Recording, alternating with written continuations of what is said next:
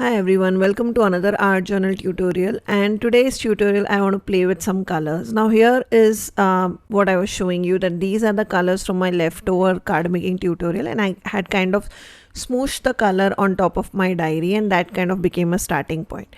Now the colors that I have used, which is the yellow, red, yellow, orange and blue, these are actually liquid acrylics. And then what I'm doing is, I knew that since they were such bold colors, I kind of wanted to use some black and white in conjunction with these colors to kind of make it more subtle. And I knew that black and white would be the only thing that would really pop out well.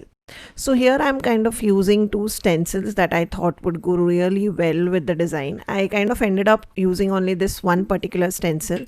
Now this is one of the CrafTangles mixed media stencil, which has a lot of flourishes, ledgers and other details.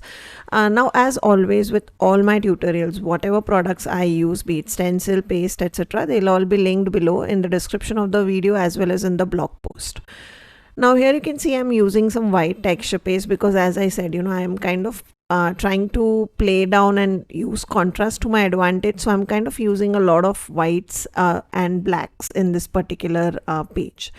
So I kind of went ahead and added white texture paste through stencil, and that gave this pretty design which kind of creates a very bold look on top of the colorful background. And then just to add a little bit of interest and grunge, because I love grunge in my mixed media tutorials, I'm using some mica powders. This is CrafTangles mica powder in the color Moonstone. So it is kind of a silverish grayish shade. So while I will wet this, you will see that it looks blackish in color, but it will tone down as soon as it dries, because it is a lot of mica, so it will kind of leave a lot of shine and a little bit of gray tinge on top of these colors. So I just wanted to kind of play with some colors, and that is why I'm adding it. You may skip this step if you don't want to add shimmers, etc.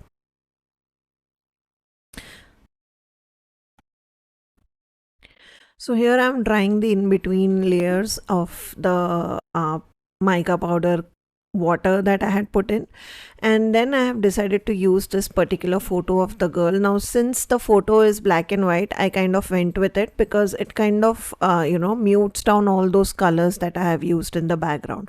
For the sentiment, I decided to use this particular sentiment because I felt it was really playful. It mentions colors and it kind of really went with the theme of this particular page. So, kind of play around with different sentiments, see what works for you. I really particularly love this page because, it just started with like blobs of three colors that I had put in, and I kind of challenged myself, went in from there, and I love how the white and black played off with all those three colors in the background.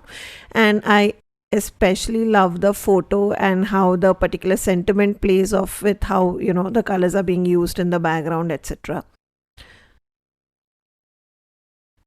So the sentiment is, life is about using the whole box of crayons, which I felt went bang on with the page that we were using. So these kind of sentiments I feel are perfect for such kind of quirky backgrounds where it is not your typical background. So that was the page. I did not want to do a lot and then kind of make it extremely complicated or introduce lot many colors, so I kept it simple. Now here I am taking you through my mandatory browse of each and every page that I have completed on this particular art journal. Now as always, all these tutorials of each and every page is available on my YouTube channel, and I have also linked the playlist below for you all in case you are interested in the complete playlist.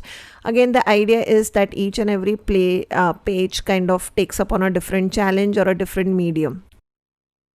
I hope you are enjoying these art journal tutorials. I will see you soon with another tutorial. Till then guys, take care. Bye bye.